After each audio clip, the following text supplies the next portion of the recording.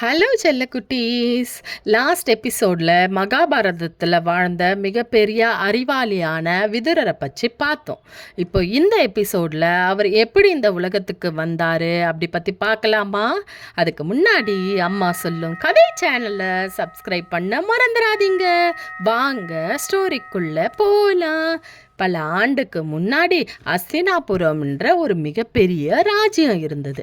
அந்த ராஜ்யத்தை மன்னர் விசித்திர வீரியன் ஆட்சி செஞ்சுட்டு வந்தார். ஆனால் எதிர்பாராத விதமாக விசித்திர வீரன் சின்ன வயசுலேயே இறந்துட்டார். அவருக்கு குழந்தை இல்லாததால் குருவம்சம் எப்படி வளரும் அப்படின்னு சொல்லி அஸ்தினாபுர ராணியான சத்தியவதி ஒரு முக்கியமான முடிவெடுத்தாங்க. அப்போ முனிவர் வியாசரை அழைச்சு நமது குரு வம்சம் தொடர்ந்து வளர வேணும், அதுக்கு நீதான் உதவி செய்யணும் அப்படின்னு கேட்டுக்கிட்டாங்க. வியாச முனிவரின் அருளால 3 குழந்தைங்க பிறந்தாங்க.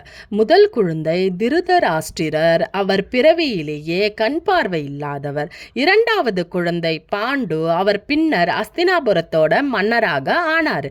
3வது குழந்தை தான் நம் அறிவாளியான விதுரர். விதுரருடைய தாய் அரண்மனையில் பணியாற்றிய ஒரு பெண்.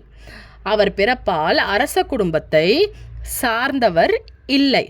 ஆனால் விதுரர் சிறு வயதிலிருந்தே மிகப்பெரிய அறிவும் நல்ல குணமும் இருந்தது. மற்ற குழந்தைகள் எல்லாம் விளையாடும் போது கூட விதுரர் என்ன பண்ணுவார் தெரியுமா? பெரியவங்க பேசுகிற நல்ல விஷயங்களை கவனமாக கேட்டு அதில் எது தர்மம், எது அதர்மம், எது சரி, எது தப்பு, எது என்று எப்போவுமே இதை சிந்திச்சுட்டே இருப்பாராம். வயதில் சிறியதாக இருந்தாலும் அவருடைய அறிவும் சிந்தனையும் மிக பெரியதாகவே இருந்தது. விதுரர் வளர வளர அவருடைய அறிவும் நேர்மையும் அனைவரைக்கும் தெரிய வந்தது. அரண்மனையில் யாருக்காவது பிரச்சனைன்னு வந்தால் விதுரரோட சென்று எல்லோரும் ஆலோசனை கேட்பாங்க அப்படின்னு எல்லாருக்கும் தெரிய வந்தது.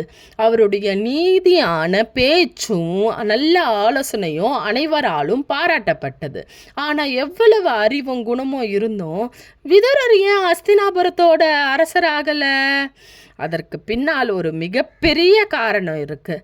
அந்த காரணத்தை நெக்ஸ்ட் எபிசோடில் பார்க்கலாம். இப்போது அதுக்கு முன்னாடி இந்த ஸ்டோரி உங்களுக்கு பிடிச்சிருந்தா லைக் பண்ணுங்கள், கமெண்ட் பண்ணுங்கள், கண்டிப்பாக உங்கள் ஃப்ரெண்ட்ஸ் அண்ட் ஃபேமிலிக்கு ஷேர் பண்ண மறந்துடாதீங்க. பை பை குட்டீஸ்.